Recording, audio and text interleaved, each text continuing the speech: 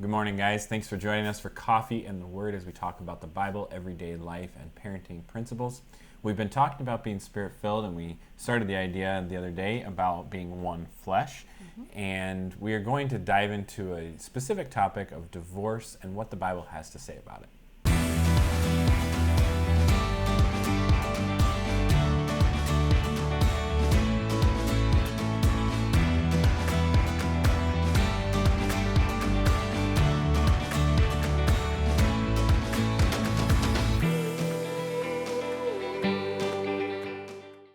So we are in Ephesians 5, right at the end of the chapter.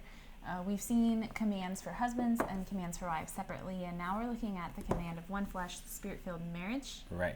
We've talked about how that's supposed to be united. Right. And so unification is the purpose, being subject to one another, not overlording or anything like that. But in life, sin comes in, things happen, and there comes a point in life where sometimes people feel like they can't live with this person that they bound themselves to, that they made commitments to. And maybe that's you. Maybe that's happened in your life. Maybe you're feeling that right now. Like there's so much division in your home right now that you're contemplating, what should I do here? Right, or it's something in the back of your mind. Or maybe there's, abuse or things happening that aren't great at home, and you're wondering, what does the Bible actually teach about divorce? Right. And interestingly enough, we actually see the Pharisees and the disciples come and ask Jesus about divorce because, let's turn there. It's in Mark 10 and verse 1.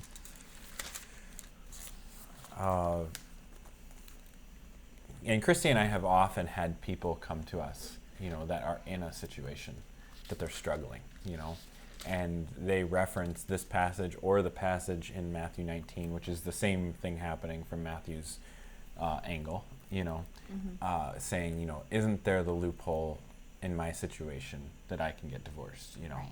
And so here it says, getting up, he went from there to the region of Judea and beyond the Jordan.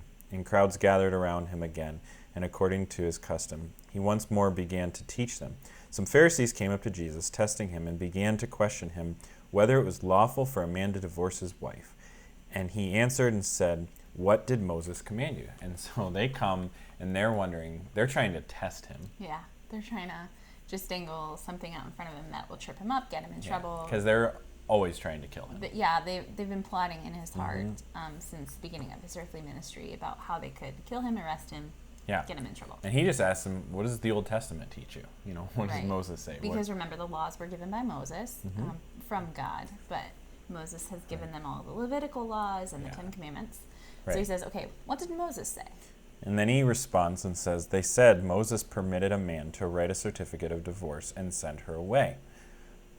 Okay, so they're like, oh, he gave... says we can get divorced. He gave permission. And then Jesus responds to them, and says, but Jesus said to them, because of the hardness of heart, he wrote you this commandment.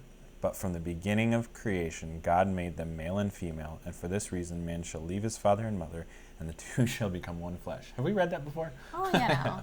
So if you weren't with us yesterday, Ephesians 5:31, that's where we started, which was quoting Genesis 2. And again, here we are again, the exact same verse.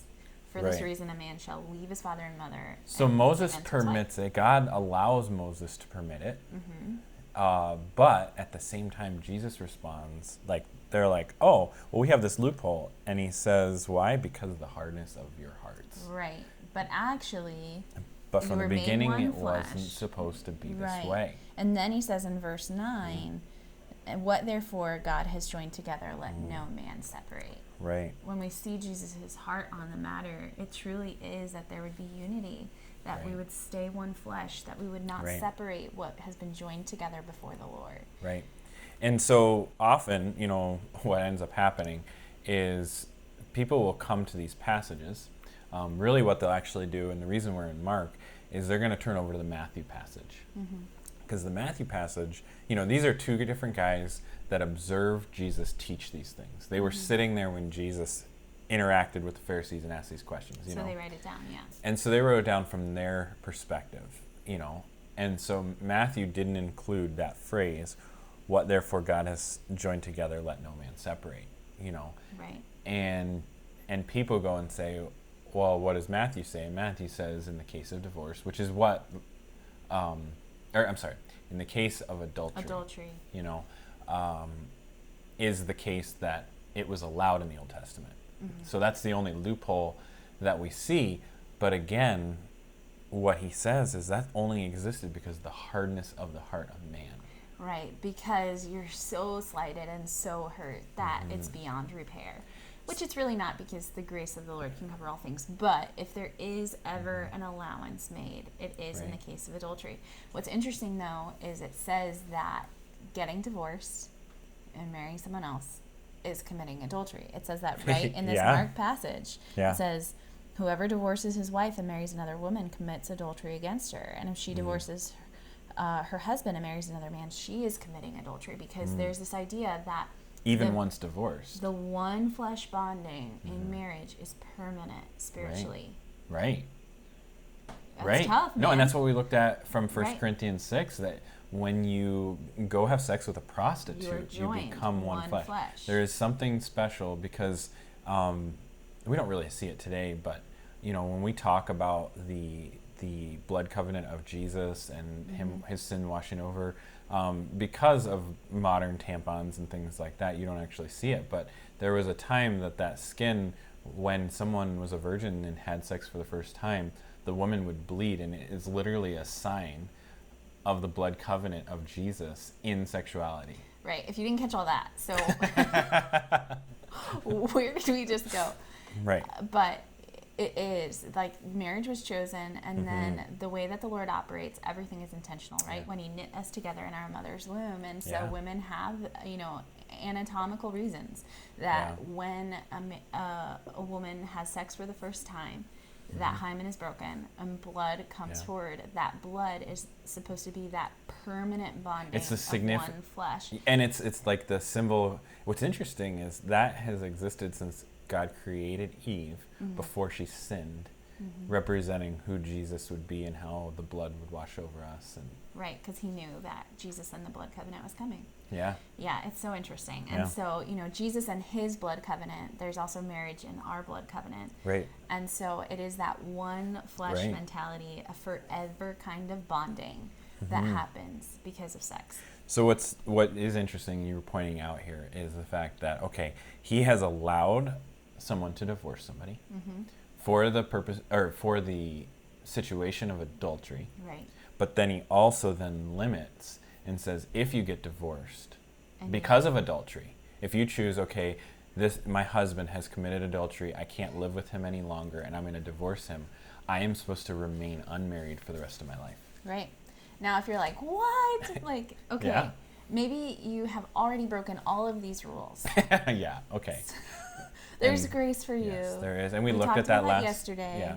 And here's the thing that you really need to know that kind of trumps all of it. Like, we can't go back and fix it. Right. And you're not supposed to. No. When you are forgiven, you are under the blood of the Lord, blood of Jesus. Like, your sin's forgiven. It's remembered no more. The Lord doesn't see it when he looks at you. That's not what defines you. The fact that you're divorced, it doesn't matter. There's going to be, maybe hardships. We talked about that. We can decide to live however we want. There's a lot of freedom, but we choose to bear with it, the hardships, the burdens that come with that. But Paul gives a lot of teaching on marriage. And what he says, after reflecting on the words of Jesus and all of these things, is however you are, remain that way. Right. So he says in 1 Corinthians 7, this whole passage is on marriage. You should read it for sure. But he says, I think this is a good view for now to understand in verse 26. It is good for a man to remain as he is. Are you bound to a wife? Don't seek to be released. Are you released from a wife? Don't seek a wife. But if you marry, you have not sinned. So he says, however you are, stay that way. Yeah. Yeah. If you're married, stay married. Right. If you're divorced, okay. But just don't seek another wife. And then if you did and you're already married again, and stay this is that demonstrated way. Don't get divorced by again. Jesus. Right. in multiple occasions, but two that come to mind that deal with, sexual sin, specifically even adultery and divorce and remarriage and all of those scenarios. All of those things. Is both the adulterous woman and the Samaritan woman. And, one's in John 8, one's in John 4. But in the adulterous woman's situation, again, we talked about this in the last video, is, she was caught in the very act of adultery, ripped out of the bed with the man she was committing adultery with, which, why wasn't he brought? Right. But, and she was thrown at his feet, and Jesus was being tested yet again by the Pharisees. And, he says, he who's without sin cast the first stone, and they all leave. Right. And she's there with him alone, laying on the ground. Which is interesting because he's demonstrating, with the first stone thing, like that equality of sin. Like, it's not worse that she's divorced and these guys are full of pride. Like, they're the same. No. They're equal. Yeah, and he's, she's there, and straighten up, Jesus said to her, "Woman, where are they? Did no one condemn you?" And she said, "No one, Lord." And Jesus said, "I do not condemn you either. Go from now on and sin no more." That's, remain as you are from this point on. Right. But there sin is therefore no more. No condemnation for those who are in Christ Jesus. That shame is the enemy. And then is not the Lord. The Samaritan woman, the same kind of scenario. She's out at the well. Jesus goes and visits her, asks her for water, all this kind of stuff, right? And where's your husband? Yeah. Where's your husband? And he tells her, you have had 5 husbands. And the one you're with now, you're not even married to. Right. And he forgives it all and shares the gospel with her, and she goes and tells the whole town, and they come out and the gospel is shared with the Samaritans. He uses a mess, a relational mess, to redeem people. Right. That area of Samaria hears about Jesus and is reconciled to him because of this woman realizing her great need for Jesus because of the relational havoc that was wreaked in her life with all these divorces. It put her in a situation where she was desperate for something that lasted. Yeah. Right? And Jesus says, "I'll give you this living water and you'll never thirst again." She has been thirsting for men and relationships her whole life. Probably in using that to fill the void of all the different points we've talked about. The hole in her heart that she had. Because she bound herself to so many people and had become one flesh with so many people, and not just physically. She'd probably done it, with other people, socially, emotionally, mentally, spiritually. Done all these different things that she was just all over the place seeking those things to fill those tanks from so many people. Completely unfulfilled. Yeah, no matter what she did and who she was with, she was unfulfilled.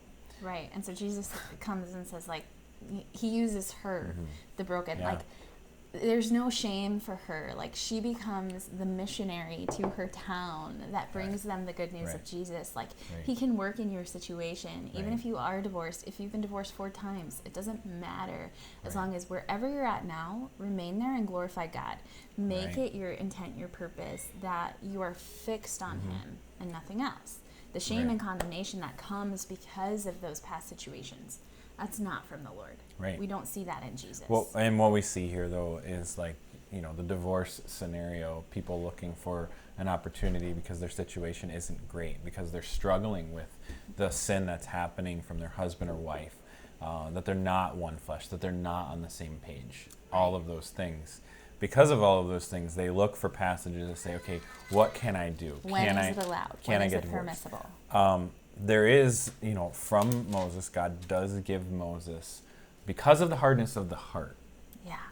If there is adultery, there kind of is this loophole. Because we're human, and that bitterness, that unforgiveness, when it roots in, it destroys a life. It destroys like our focus on the Lord. And so at the same time, that's when it's allowed. But at the same time, he says, at the same time he says, it was not supposed to be this way.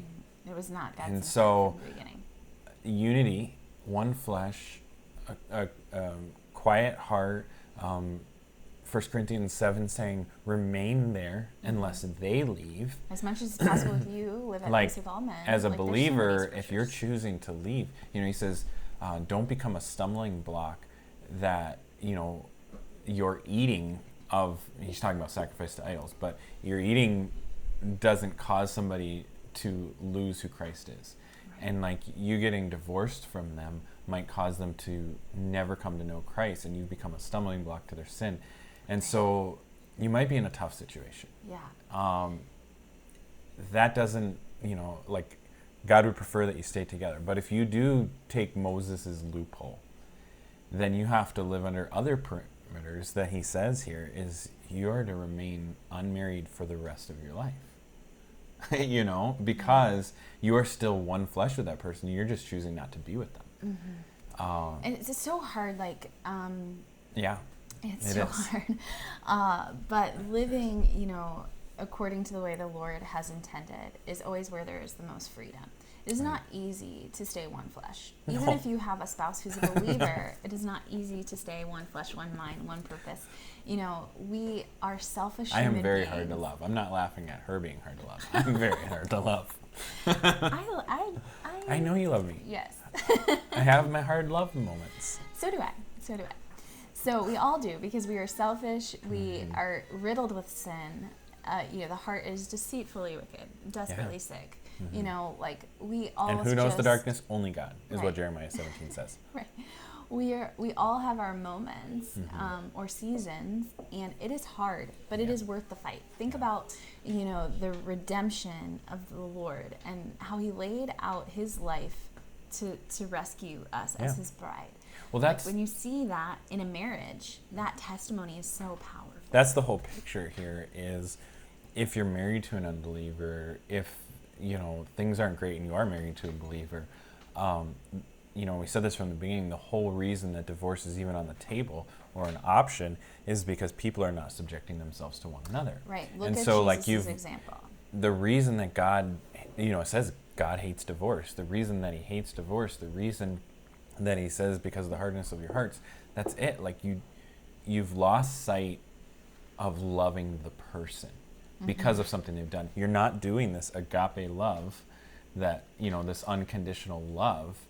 You're saying, because you have done this to me, I can no longer be with you.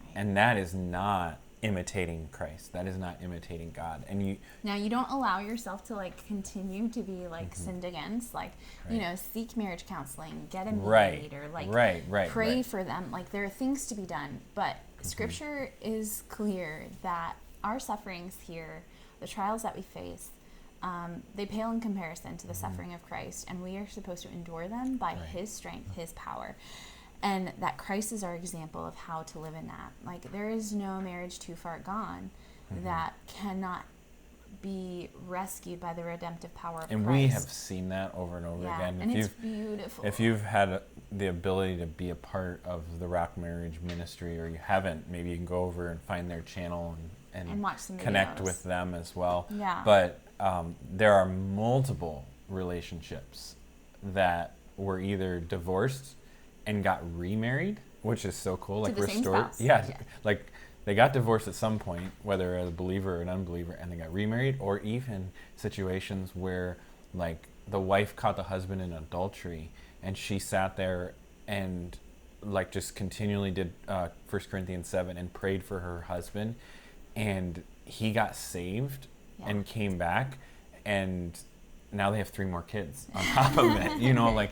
There's so many cool stories, but again, they put their husband or wife's needs before their own. Right. I love this passage from 1 Peter that I think reminds us, the Lord is not unaware of your situation and your suffering. Right. And He is not apart from you in it. And He does wish that you would allow Him to be strength in your weakness.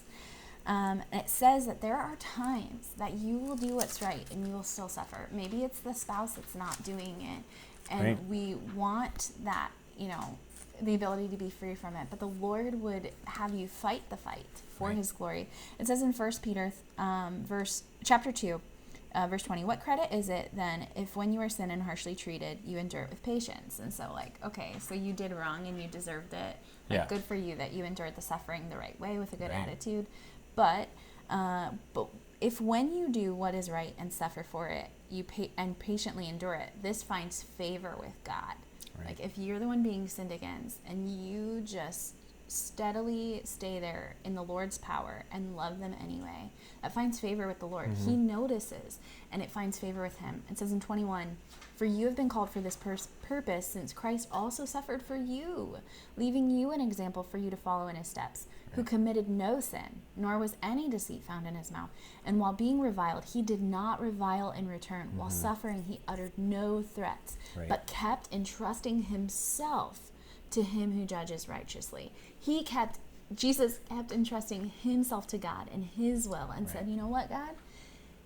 I trust you enough that I will endure this. And often we think that like Jesus can't relate to us because he was God and all that, but you see from passages like that, he actually had it worse than us, number one, because he carried the entire weight of the world. Jesus is the only person who God ever turned his back on, you know. And we even see here from Hebrews chapter 4, verse 15, and we do not have a high priest, or Jesus, who cannot sympathize in our weakness, but one who's been tempted in all things and yet without sin. Therefore, let us draw near with confidence to the throne of grace, to the throne of the free gift, you know, the thing we didn't deserve. And so we might be or have been in a sinful situation in the past. We need to draw near to the free gift or the grace so that we may receive mercy, may receive what we don't deserve, to find grace to help us in the time of need. And so you might be in a time of need, but you have a high priest, Jesus, who can sympathize, who was tempted in the ways you were tempted, you know, and actually lived sin-free. And can give you, you know, it says that we were actually just studying this in Teen Talk, Michael and I, the fact that Jesus will never tempt us beyond what we can handle. And that he will always show us a way out, you know. And so the way he does that, though, is we hide the word of God in our heart from Psalm 119:11. And he recalls it to mind when we have need for the moment. Absolutely.